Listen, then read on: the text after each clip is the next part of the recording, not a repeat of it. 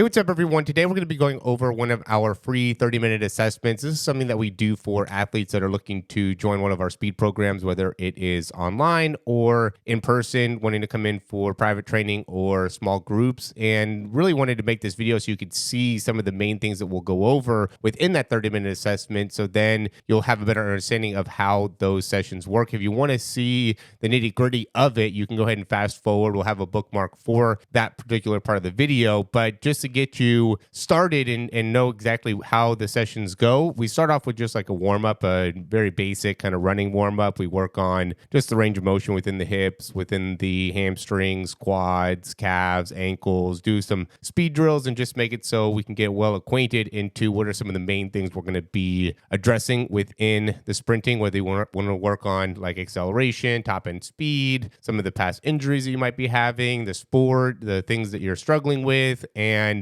what is the history within your speed training that you've gotten in the past. And then from there, we go into the curved treadmill. There's a lot of people that are unfamiliar with the curved treadmill, so we'll start them off with like a single leg cycle, a slow jog, maybe even walking on the treadmill just to get them going in terms of understanding how the treadmill works. And that's really a big goal of that first session, is make it so you walk away knowing how to run on the curved treadmill. I do believe that using that treadmill, you can improve your running form just by understanding how to more effectively run and balance on the treadmill, just because it's a very unique tool where a lot of people have a hard time understanding how to even use it because they're so used to not using their hips or not using their feet when they're running, where when you're on the treadmill, now you really have to be able to connect to what you're doing, how to stay balanced, how to have more control of your leg cycle in order to stay balanced. Where when you're on the ground, you can run and get away with a lot of poor running mechanics, where when you're on the treadmill, if you have those poor running mechanics, it's going to be exposed very, very quickly. So we're going to go ahead and hop more into the actual video.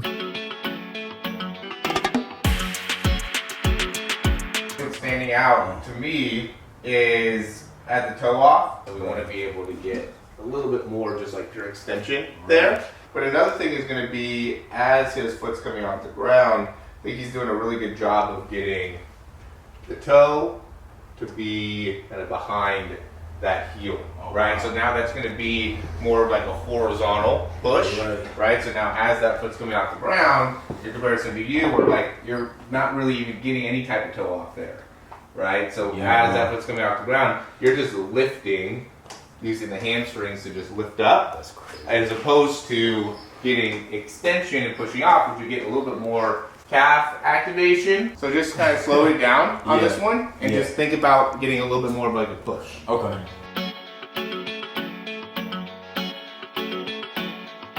Nice, how'd that feel there? Yeah, it felt like it was different. So it's like no adjust to it. Yeah. It felt fast. Yeah. Whenever I do, I'd be like, oh God, man. Yeah, you started getting speed there very quickly. And still, I think that could be better. Like we're not all the way there yet. Obviously, it's your first time. Yeah. But we want to be able to just get, again, the timing down with it, which is now because now it's going to kind of throw off the foot strike. Yeah. So now when this foot's hitting the ground, what we want to be a little bit more aware of is the timing of when we're getting that heel up. Okay, so when that foot strikes the ground, we want to be very quick at starting to get the heel to come right up and through. Got it. Right? So we don't want to be stuck with that foot back behind, because that's another reason of why that hamstring will be overused, right? If we get into too much extension behind, right? And that was the good thing that you were doing before is I felt like you were in a pretty good spot in terms of where the amount of extension you were getting within the hip. Right, and you're still not in a bad spot here, but you're also going to 80%, Yeah. So this is basically where you'd probably want to be maximum, right? Where now if you were going 100%, you would probably have more foot behind, which would lead to more hip extension, which now gets into like hip flexor issues and stuff like that. So we don't want to have that happen. It's just when that foot's hitting the ground, just be very quick at being able to get that heel right back off the ground.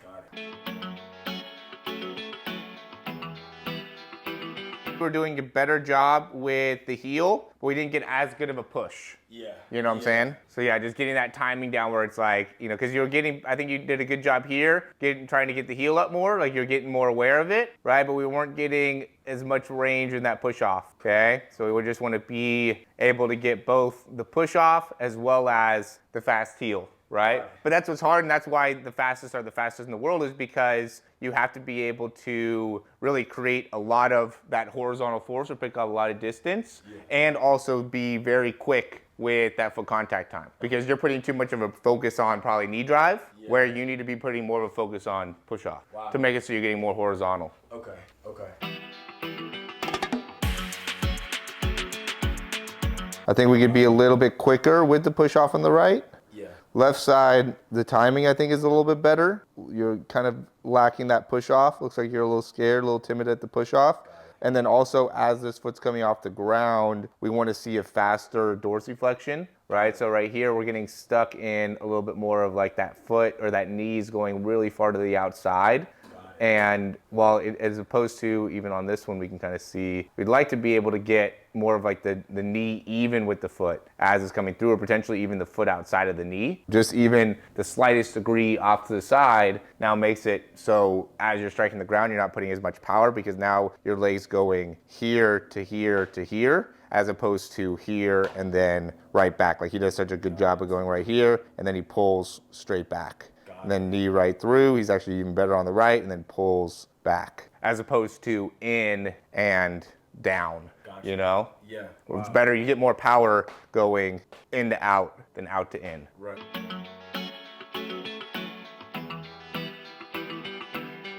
I feel like on the earlier ones, I was a little bit more nervous. Like, okay, if I push too hard, I'm gonna hurt my hamstring. Yeah. This one, I was just like, whoa, okay. Really, that lift should be more of a reflex off of the amount of force you're generating, you know, as opposed to you lifting the foot up, you know? And that's where I think a lot of the issues were coming for you, is you were actively trying to lift when really you should be extending, you know? Wow. And so now the hamstring, which it should be extending, or like the natural biomechanics of the running, it's an extension action. You're trying to flex, you know? Right. So some of the muscles are trying to extend, some are trying to flex, and then that's where the pulls happen.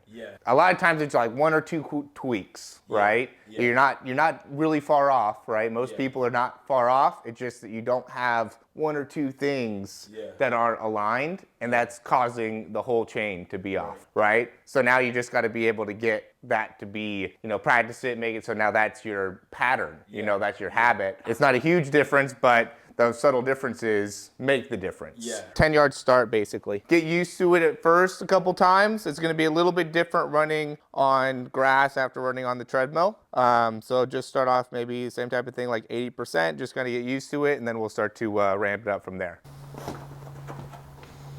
A difference with that toe off, I'm like, I almost feel goofy, but it's like, it's nice. I'm just like. Yeah. I know that's the thing, is like, hopefully it makes it a little bit more effortless. You know? Because the better you could be at being able to generate the maximum amount of force with the least amount of effort, then the more healthy you're going to be. A much better job with that push off.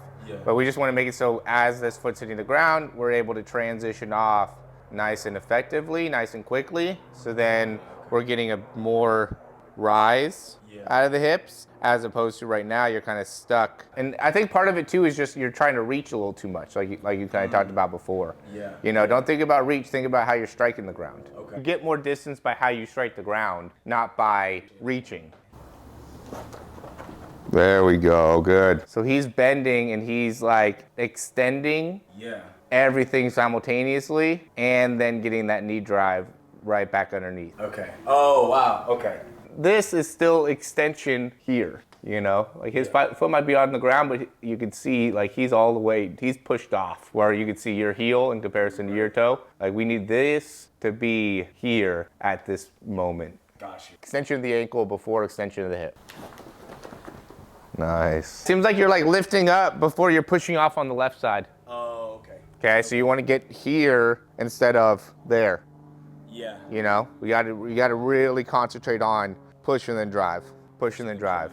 That's the part that I'm. When you can get that timing down, you know, and you are going to want to probably start strengthening your calves and strengthening that lower half more, so then you can, you know, better feel it, right? Like to me, it's not only about strengthening as much as it is about getting that connection to the muscle. Yeah. You know, so then when I need to get access to that muscle, I have the connection there. But if I'm not really working it, I'm not really feeling it, I'm not giving myself the opportunity to connect to like, oh man, that burns right, you know, like that I can feel when I'm using that, or if I'm not using that, then it's hard to then be able to apply it or use it when I needed to use it.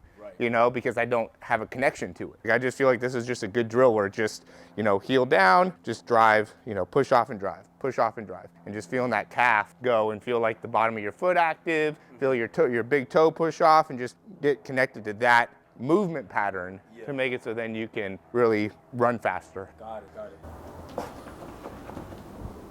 That was better. Yeah, I think that action of just like pushing and then bringing it forward. Yeah. That's when coming a little slower, but Yeah. when you explained it, I kind of remember the feeling I had on the treadmill. Yeah. Yeah. That was 159. Okay. You only broke 1.6 that one time. Okay. Most of them you were like mid 1.6s. Okay. And that's part of the reason too why you feel like you're kind of falling forward, is because we're getting a little bit too much height right there instead of getting that good, you know, push off. And you could still see even from this position, we're still extending in the leg and then pushing off. We can make it so you can improve the timing of the push off, and even, you know, in combination with the quality of the push off, then everything should be better, you know, instead of it be, oh yeah, and hand position and spine, and you know, because there's obviously things that we can look at into that type of stuff as well, you know, because like the arms get a little bit crazy in this in the spine position, but then now the focus is gone. You know what I'm saying? Like, let's stay focused on this and get better at this and fix this, then we'll be able to progress, you know. But let's not put the cart in front of the horse. That's what my dad always told me. All right, thank you so much for sticking around and watching that video. I hope you took a lot away from that. If you did, you can click that thumbs up down below. Subscribe to the channel if you want to get more videos and learn more about what we do when it comes to sprinting mechanics. Or if you have any questions or comments or anything like that, you can leave those down below. As well as if you want to sign up for one of these free speed assessments, you can go ahead and check the link down below, or learn a little bit more about some of our other programs and the other things that we offer to be able to help you out when it comes to your sprinting. This is a great representation of not only what we're doing in person, but also what we're doing with our online programs in terms of really getting specific into the details of what you can do within your running mechanics to be able to make subtle differences and subtle changes that will really make a big difference when it comes to your running mechanics.